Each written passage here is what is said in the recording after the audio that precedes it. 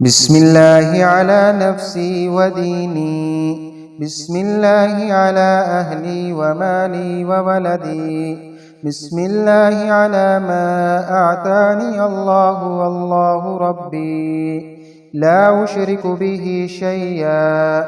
الله أكبر الله أكبر الله أكبر، وأعز وأجل وأعظم مما أخاف وأحذر الزجارك وجل ثناؤك ولا إله غيرك.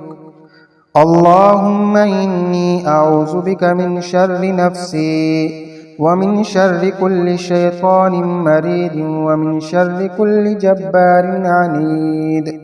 فإن تولوا فقل حسبي الله لا إله إلا هو، لا إله إلا هو عليه توكلت وهو رب العرش العظيم.